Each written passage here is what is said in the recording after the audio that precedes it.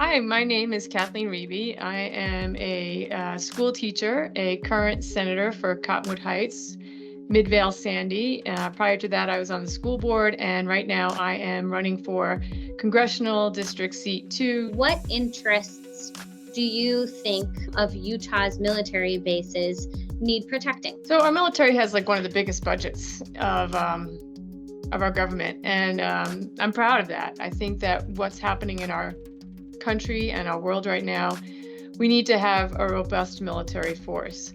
But what is more concerning for me is the way that we treat our veterans when they come back from their service and the services we provide for them when they return, either injured or not injured. We need to make sure that we can provide them with education, job opportunities, and also healthcare. Proud of the work that we do as Americans to support our military while they're in service, but once they get out, I think we can do better. My cousin was in the Vietnam War, and he just passed away from illnesses associated with Agent Orange. He had a terrible last couple of years of his life. My uncles, my dad, all were military people, and so when I look to see what we're doing for our servicemen when they leave, I think that we can do better. We can provide educational opportunities. We can provide opportunities for their spouses, create better paths and easy off-ramps and on-ramps for their children when they're coming in out of school. I know they move a lot, when you talk about Army brats. So I think that's something that we can do better in. How would you work with the feds when it comes to public lands to ensure Utah's best interests? I think about it frequently. Our public lands are a treasure, and they're a national treasure. There is some tension there because we want to use the resources to the best of our ability, but we also want to have more control over that and receive some revenue from them. A couple of years ago, we had a huge fire in Spanish Fork, and it was expensive, and so when we look at something like that, it's nice to have the resources from the federal government if we ever had a disaster in one of those parks or on that land. So having the federal government partnership with Utah is good sometimes. I was down in Ephraim last weekend, and they were talking about the lumber there and the forests, and there's all this beetle kill.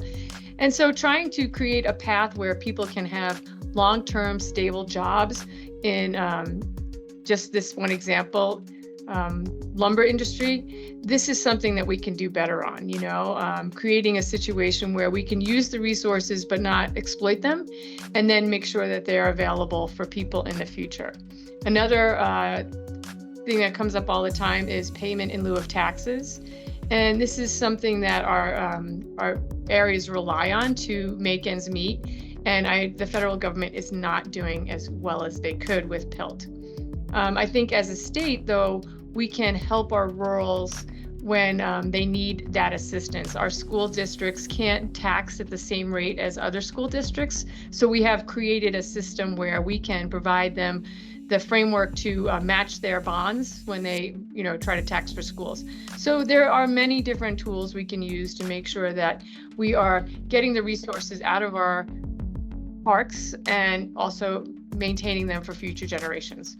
What do you have to say about the state of the economy, of inflation, of the government spending, all that jazz? Just recently, we discovered that Fitch has reduced our bond rating, which is devastating. And this is something that we really need to start thinking about, not just having a large budget, but also how we're perceived and how we can work together.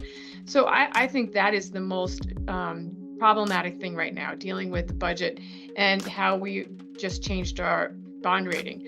I plan on being a Blue Dog Democrat. I run a household that is, fiscally sound. I teach in a school where we have limited resources. So I know what that's like. I have to be more respectful and responsible of the people of the United States and make sure that we have a thriving economy. Inflation is doing fine. If people are feeling the stresses of it, but we're trying to move those levers so that they are coming back into a more reasonable space. What do you see is the role of a member of Congress in all of this chaos and decision-making surrounding the Supreme Court as of late? Thank you. That's a loaded question.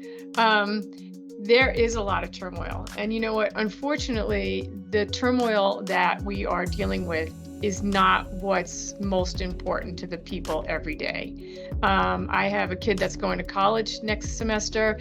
That's on my mind. I have a daughter who's in high school who's playing sports. That's on my mind. Having them sit down at dinner, paying for their car insurance, paying for their schooling. These are the things that we really should be concerned about. When I look at what's going on in Congress, I see a lot of chaos. And, that's not helping the American people at all. So I would like to step away from some of these more wedge issues, and I'd like to start to get down to what's important. Here in the state of Utah, we passed 570 bills, and about 550 of them are unanimously voted on because that's what we do here in the state of Utah. We look for common sense solutions for the needs of the people in this community, and I think I can bring that to Congress. And I think that that's what everyone should be looking for. Someone who's not going to grandstand and have, screaming from the rafters. We need common sense people who are going to get the work done and work across the aisle to make sure that kids have insurance, kids can get an education, parents can find jobs and housing, get the health care they need. All those other things are not really what my day-to-day is worrying about, If you're elected, you'll get into office, and then basically come January, you're going to have to file to rerun should you be interested in representing the 2nd District again. How do you feel about that? Thank you for that question. It's something I think about all the time, running for office. Like, we do really think about it all the time. It never leaves your mind, like what the next step is, what's going to happen in the next 4 years. When I first got elected, I ran every 2 years because of the seats that I went into. And regardless of whether I win this seat or not, I will still be running again in January. So I'm okay with that. This morning I was on another meeting. They're like, oh, it's the worst thing running for office. It's not. I really enjoy meeting the people of my communities. I enjoy getting out there. I enjoy talking to people. I like going to school board meetings and city council meetings and parades. I mean, it's important to know what's going on in people's lives. And like, as a school teacher who meets a kid in kindergarten, follows them for 6 years, you really get to know the families and you understand better what's really problematic in your community once you're out there. So I'm okay with it. I'm excited. It's exhausting, but I like it. I like a challenge. I like working. I like meeting people. And then, every once in a while I have to sit down and binge a show because I'm just exhausted. If you have the choice, is it Utah or BYU? It's an interesting story, quite honestly. With the new flag, I was on the committee that decided to get that out of committee.